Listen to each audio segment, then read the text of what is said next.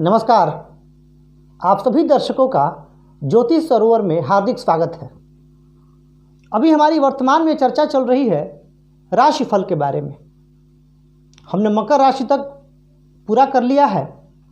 अब दो राशियां बची हैं, कुंभ और मीन। तो आज चर्चा कुंभ राशि की।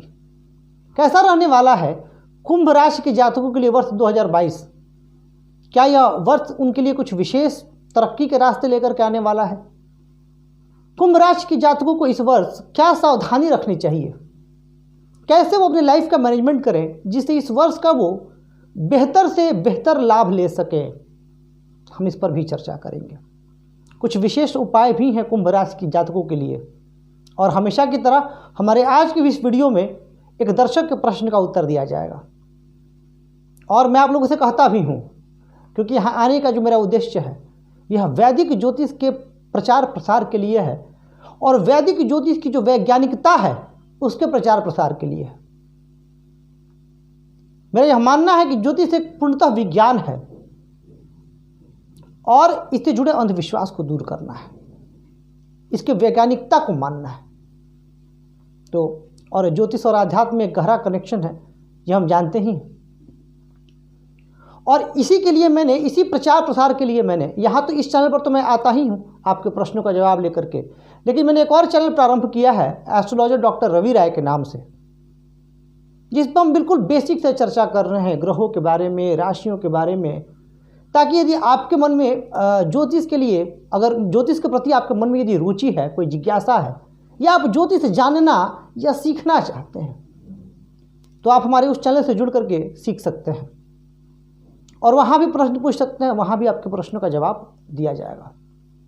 आइए चर्चा प्रारंभ करते हैं। बात कुंभ राशि की। देखिए, यह वर्ष कुंभ राशि के जातकों के लिए कई मायनों में बड़ा अच्छा रहने वाला है। तो कुछ विशेष मोर्चों पर आपको सावधानी भी रखनी है।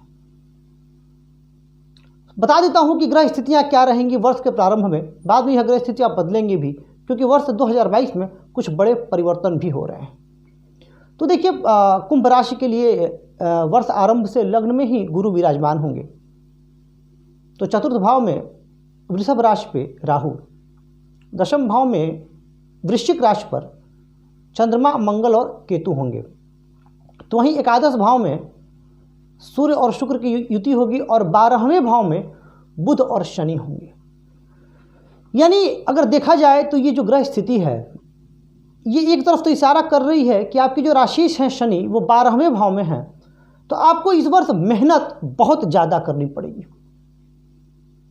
परंतु आपको उस मेहनत से लाभ भी होगा, क्योंकि 29 अप्रैल को शनि राशि परिवर्तन करके आपके लग्न में आ जाएंगे और वह स्थिति आपके लिए बहुत श्रेष्ठ साबित होगी।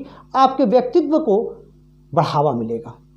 लेकिन चूंकि 29 अप्रैल तक है, तो 29 अप्रैल तक आपको अपने खर्चों को नियंत्रित करके रखना होगा। इसके अलावा छठे भाव के स्वामी आपकी राशि के लिए चंद्रमा होते हैं और छठे भाव के स्वामी दशम भाव में युति बनाए हुए हैं मंगल के साथ। यानी आपको अपने विरोधियों से सावधान रहने की आवश्यकता है। हो सके तो आपके प्रोफेशनल लाइफ में जहां आप नौकरी करते हो वहां विरोधियों से आपको कुछ आलोचनाएं झेलनी पड़ जाए या आपके मार्ग में वो रुकावट पैदा करने का प्रयास करें, तो आपको कोशिश ये करनी है कि आपको बहुत ज़्यादा सतर्क रहना है और अपनी तरफ से आपको अपने कर्मों में पूरी ईमानदारी बरतनी है, ताकि शत्रु आपका बाल भी बांका ना कर पाए। इसके लिए अंतिम में उपाय बताऊंगा कि आपको क्या उपाय करना है। देखिए, 7.5 तो आपकी चल रही है, पर एक बात मैं यहाँ कहूँगा कि 7.5 से आपको बहुत ज़्यादा परेशान होने की आवश्यकता नहीं, क्योंकि 7.5 में कई लोग अच्छा भी किए हैं, ऐसे भी उदाहरण हैं। और 7.5 उन्हीं को ज़्यादा परेशान करती है जिसके जन्म लग्न में शनि की स्थिति, लग्न कुंडली में शनि की स्थिति अच्छी ना हो या शनि चंद्रमा का किसी प्रकार से कोई संबंध बना हुआ हो। इस बात का आपको ध्यान रखना है। आगे बढ़ते हैं। तो 12 अप्रैल को राहु का राशि परिवर्तन होगा और यह राशि परिवर्तन कुंभ राशि के लिए बहुत अच्छा साबित होने वाला है, क्योंकि यह जो फलादेश मैं कर रहा हूँ यह गोचर से है। तो गोचर से राहु की जो स्थिति आ जाएगी ट्रांजिट से, वह आपके तृतीय भाव में आ जाएगी, पराक्रम भाव में। और पराक्रम भाव में जब राहु आएंगे तो आपको निसंदेह अत्यंत पराक्रमी बनाएंगे। पराक्रमी का अर्थ हुआ कि आप बहुत ज़्यादा मेहनती होंगे, उत्साही होंगे, अपने कार्य के लिए कटिबद्ध होंगे और बहुत प्रयास करेंगे सफलता पाने की, और आप पाएंगे भी।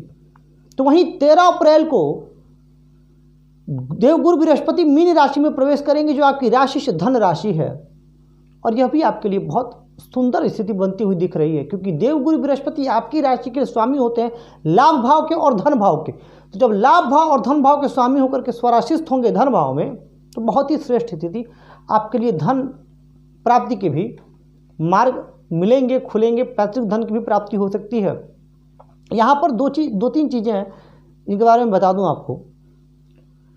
एक तो हो सकता है, सबको तो मैं नहीं कहूँगा, लेकिन जिन कुंभ राशि के जातकों का भी समय प्रतिकूल चल रहा है महादशा अंतर्दशा से भी, उनको इस वर्ष वैवाहिक जीवन में थोड़ी परेशानी का सामना करना पड़ सकता है, क्योंकि जब शनि आपके लग्न में आएंगे 29 अप्रैल को, उसके बाद शनि की दृष्टि सप्तम भाव पर होगी, जो कि आपके दाम्पत्य सुख का भाव है, आपके पार्टनरशिप का भाव है। तो वहाँ पर आप देखेंगे कि आप थोड़े बहुत परेशान हो रहे हैं।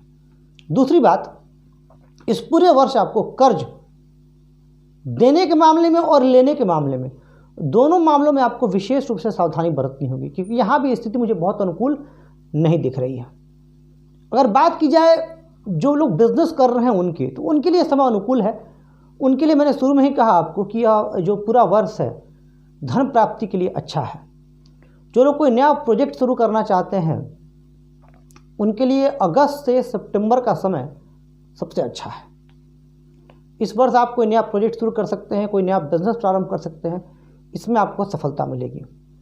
विद्यार्थियों की यदि मैं बात करूं, जो लोग किसी प्रतियोगी परीक्षाओं की तैयारी कर रहे हैं, कंपटीशन वगैरह की तैयारी कर रहे हैं, उनके लिए यह साल थोड़ा सा कठिन सिद्ध होगा। आपको परिश्रम बहुत ज़्यादा करनी पड़ेगी, और आप कोशिश कीजिएगा किसी भी तरह के डिस्ट्रैक्शन से बचने का, क्योंकि 7.5 में सफलता मिलती तो है, लेकिन कड़े संघर्षों के बाद और पूर्ण तपस्या के बाद। तो इस बात का ध्यान आपको भी रखना है। अब आइए एक दर्शक के प्रश्न को ले लेते हैं, उसके बाद कुछ बातें और कुंभ राशि के बारे में। तो दर्शक का नाम है रंजीत सिंह, और रंजीत जी ने पूछा है कि इनकी धनु लग्न की कुंडली है, और इनकी धनु लग्न की कुंडली में शनि तृतीय भाव में स्थित है, कुंभ राशि में 13 अंश पे हैं और वक्री हैं। तो इनको कैसा फल मिलेगा? देखिए रंजीत जी, आपने सिर्फ और सिर्फ शनि के बारे में सवाल पूछा, ना आपने अपना नवमांश बताया है, ना दशमांश बताया है। और मैं आपको बता दूं, मेरा फलादेश करने का तरीका थोड़ा दूसरा है। जब भी मैं किसी एक राशि की भी बात करता हूं, तो मैं ग्रह की पूरी स्ट्रेंथ चेक करता हूं, सिर्फ लग्न कुंडली में ही नहीं, नवमांश में, दशमांश में। हालांकि आपने अपना डिग्री बता दिया है और ये भी बता दिया कि वक्री हैं, तो आपके लिए ये स्वामी हैं धन भाव के और पराक्रम भाव के, और स्वराशिस्थ है। कुंभ राशि में तो मूल त्रिकोण के भी होते हैं। तो शनि की स्थिति आपकी जन्म कुंडली में अच्छी है, निसंदेह आप पराक्रमी होंगे, लेकिन वक्री होने की स्थिति में कई बार जो मुझे लगता है कि आप अपने एफर्ट्स को, कई बार आपके एफर्ट्स यूजलेस हो जाते होंगे, गलत डायरेक्शन में भी ले जाते हैं।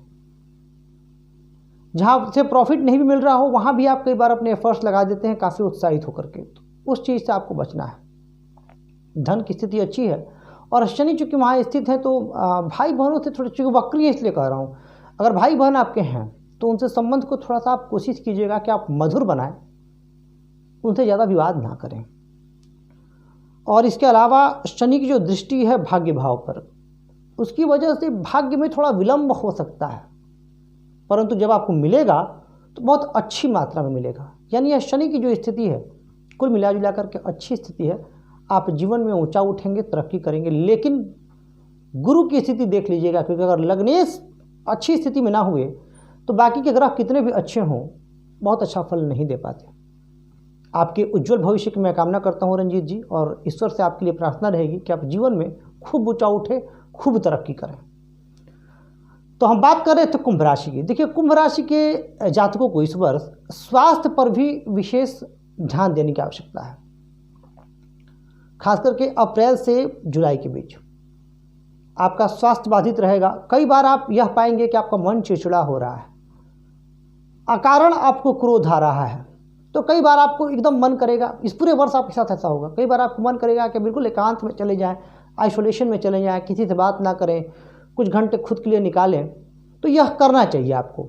पर ये पॉजिटिव, देखिए जब आदमी अकेले होता है, एकांत में होता है, तो कहा जाता है कि ये जो डिस्ट्रक्शन और कंस्ट्रक्शन दोनों चीज़ें आइसोलेशन में पनपती हैं। तो माइंड को कंस्ट्रक्टिव बनाना है। इस एकांत में आप मेडिटेशन वगैरह करें, अच्छी चिंतन करें, भविष्य की योजनाओं के बारे में चिंतन करें, उनको कैसे आपको आगे बढ़ना है इसके बारे में सोचें। ज़्यादा निगेटिव मत सोचिएगा, क्योंकि इस वर्ष आपके साथ थोड़ी सी निगेटिविटी आ सकती है। दूसरी बात, इस वर्ष को और बेहतर बनाने के लिए आप क्या करें, तो आप हनुमान जी की शरण में जाइए, हनुमान जी की खूब पूजा कीजिए, क्योंकि 7.5 चल रही है। और ज़रूरतमंद की आप जितनी सहायता कर सकें करें। दान दे, पर वो दान गुप्त दान होना चाहिए। सिर्फ आपको पता रहे कि आपने किसी को दान दिया है और बात वहीं समाप्त हो जाए, किसी और को पता नहीं चलना चाहिए। आजकल मैं देखता हूँ, खैर कहना नहीं चाहिए, बट कई बार बोलना पड़ता है कि लोग कोई डोनेशन करेंगे और फेसबुक पर पोस्ट डाल देंगे कि आज हमने ये डोनेट किया। मत कीजिए ऐसा। कहा जाता है ना कि अगर आप दाहिने हाथ से दान दे रहे हैं तो बाएं हाथ को भी पता नहीं चलना चाहिए। दान ऐसा होना चाहिए। सिर्फ दान की बात नहीं, अगर कोई भूखा है तो उसे भोजन करा दें, पर वो उस भूखे के और आपके बीच तक की बात रहे, किसी और को पता ना चले। इस बात का आप ध्यान रखें, क्योंकि ईश्वर से कुछ छिपा नहीं है, वो सब कुछ देख रहे हैं। तो पब्लिसिटी नहीं करनी है। इसके अलावा शिव जी की पूजा करें, ओम नमः शिवाय का जितना हो सके उतना जप करें, ये भी आपके लिए बहुत श्रेष्ठ होगा। और मंगलवार और शनिवार को सुंदरकांड का पाठ अवश्य करें। इस पूरे वर्ष 2022 में इन उपायों को करके आप अपने जीवन को बेहतर कर सकते हैं। और जो शत्रु परेशान कर रहे हैं, मैंने शुरू में कहा था जो लोग नौकरी कर रहे हैं उनके लिए उपाय बताऊंगा, तो ये उपाय मंगलवार और शनिवार को वो लोग भी करें, तो जो शत्रु आपको परेशान करेंगे वो परेशानी आपकी कम होगी। तो प्रिय दर्शकों, मैं आशा करता हूँ कि आपको यह कार्यक्रम पसंद आ रहा है, वीडियो पसंद आ रहा है। चैनल को लाइक करें, सब्सक्राइब करें और शेयर करके हमें अपना प्यार और स्नेह यूं ही देते रहें। आज के लिए बस इतना ही। धन्यवाद।